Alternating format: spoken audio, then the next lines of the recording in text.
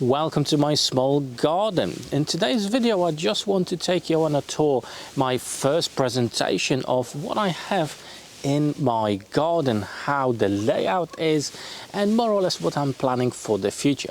Now I'm hoping to bring you these updates monthly, okay? So each month you'll see how my vegetable garden changes. First of all though, I'm going to show you a couple of photos of how this space actually looked like at the beginning when we bought this house. So check this out.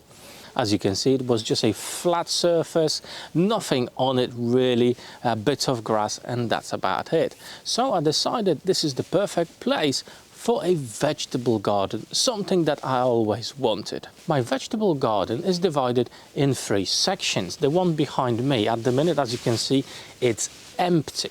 However, I have bought a greenhouse that will fit this space perfectly, and I'm hoping that more or less in the middle of March I will be able to put it up if the weather allows it. Now today is middle of Feb and it's about 7 degrees outside, so it's still quite chilly, and overnight it was -3, -4, so the soil in my raised beds, more or less it's still frozen, so there's not much work I can actually do in the garden itself. Just at the end of this section I've got a hornbeam hedge. Hopefully it will pick up this year a little bit more. And just over here I've got my 300-litre rainwater tank.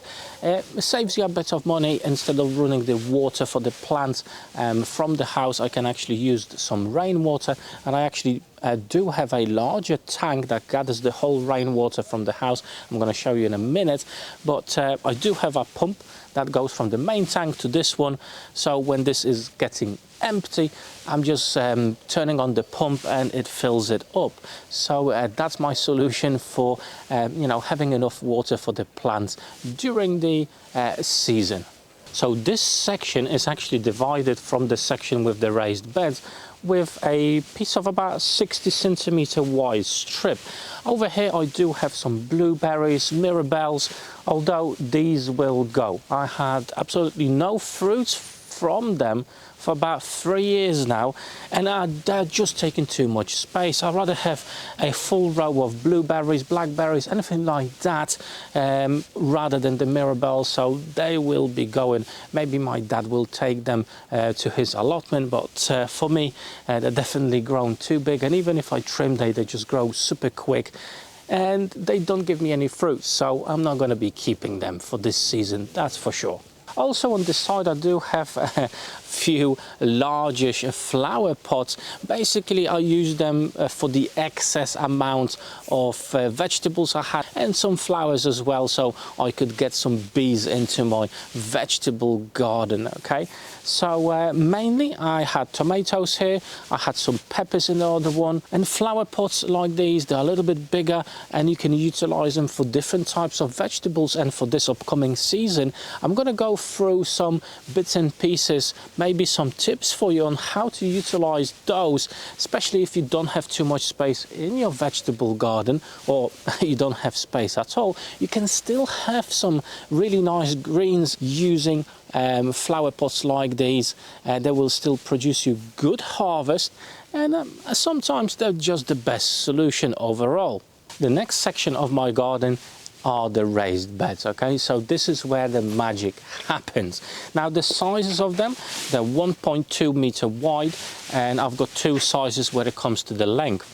The larger ones, they're 3 meter long, and the shorter ones, they're 220. Okay, so that gives me a bit of spec when it comes to usage of the space I've got. And in total I do have 8 raised beds, and I definitely do recommend a solution like that for your garden if you've got the space. And it just looks neater, it's easier to manage, and it's a lot better for your back and for your knees.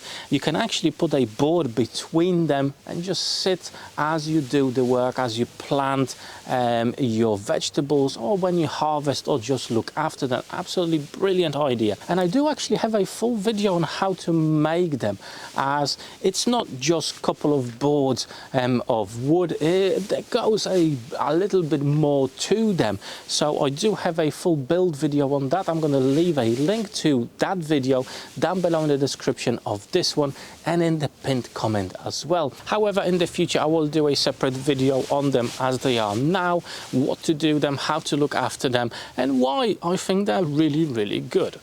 As you can see, I still got some kale in my garden, and it just proves the point. Some of the vegetables will actually survive even a harsh winter. So far we had -14, -15 degrees, and they still look absolutely fine. And I have to say, when they're frozen through, they're actually even better. They taste absolutely fine. I still do have some leek over there. I've got some carrots, I've got some parsnips, so there's still something happening in the garden. However, most of them, well, I will have to remove in the coming month just to prepare the soil in my raised beds, well, for the new season. And I will take you through the whole process of how I prepare the soil for the upcoming vegetable season, so don't worry about that. Just make sure to subscribe to my channel so you won't miss that video. And you know, if you're enjoying today's video, drop me that like button down below. But let me show you the back end of this section. So at this section, right at the back, at the fence where the raised beds are, I do have some white grapes. And I have to say, last year we had our first grapes and we didn't even manage to taste them. The birds got them before us. So this year I will be covering up these to make sure we actually will be able to at least taste them and enjoy them a little bit. Now in the corner here I've got a tiny apple tree. It's a special apple tree that doesn't grow too big, up to about 2 meters, and the crown itself is not too big. So I'm hoping that should be a good spot for it. And I actually do have a few more miniature fruit trees I'm going to show you right now. Over here I've got a whole row of 5 miniature apple trees. They are fantastic dividers and they will create some sort of a hedge.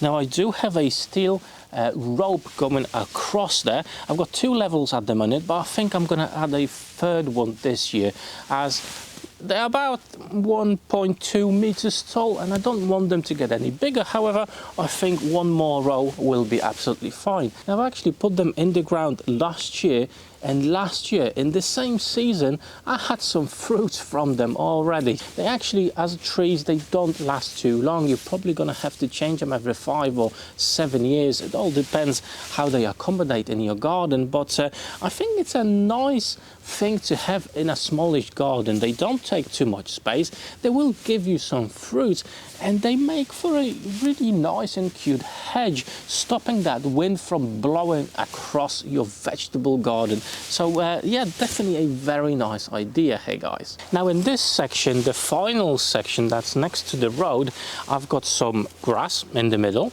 and I do have some fruit trees. So I've got an apple tree, I believe, yeah, that's a plum, and this one is a pear. So we do have a nice selection of fruits in our garden. On top of it, I'm not sure if you're going to be able to see it, I've got 4 black circles just down there. Basically what I use them for is for pumpkins, different kinds, different varieties. I think it's a very good spot for them, as they've got plenty of space to grow and go around the green grass, and it looks absolutely awesome when they do put the leaves and they're just, you know, all over the floor. It looks really cool, and I'm hoping to show you that this year, and you're going to join me this adventure with vegetables and, you know, having cool ideas for a vegetable garden that doesn't have to look just plain and boring.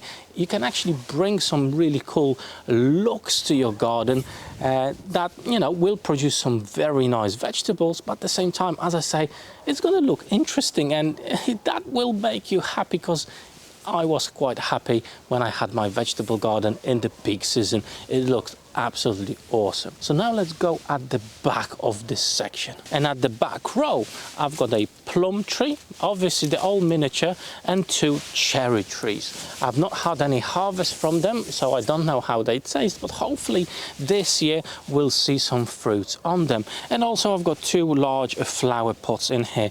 Now, it all depends what you want in your vegetable garden, as you can really utilize them in many ways. Now, there's one more thing I want to show you that you should really consider having in your vegetable garden if you're thinking about it seriously. Mainly, hotel for bugs. The main reason I've actually built this hotel is for wild bees, as they will be the main culprits to actually help you in having a successful harvest from your vegetables, so they're absolutely essential. Now I can see that most of the holes are actually filled in. That means I should have quite a few bees around my vegetable garden, which is absolutely fantastic.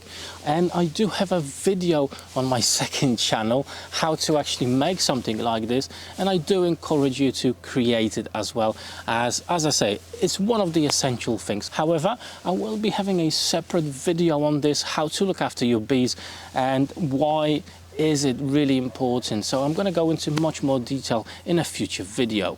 In this section of the garden, I also do have the storage tank for the rainwater that comes from our house. It's about 2,000 liters, and that's the water I use to pump it to the other storage barrel I've got, as you should not really use water from an underground storage just to put it on your plants straight away, as the water will be basically too cold. So it's a good idea to transfer that onto another tank that's on top of the ground where the sunlight operates and heats it up a little bit.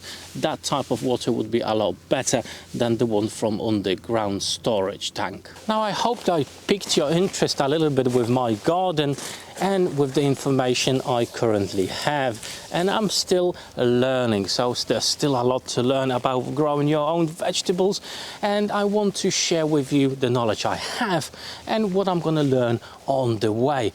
But apart from my vegetable garden, this channel is also about cooking. I do like to eat a good meal, and I'm hoping the recipes I'm going to show you on this channel will pique your interest as well. For today, guys, that's all. Don't forget to subscribe to my channel, and I hope to see you on my next video. Take care.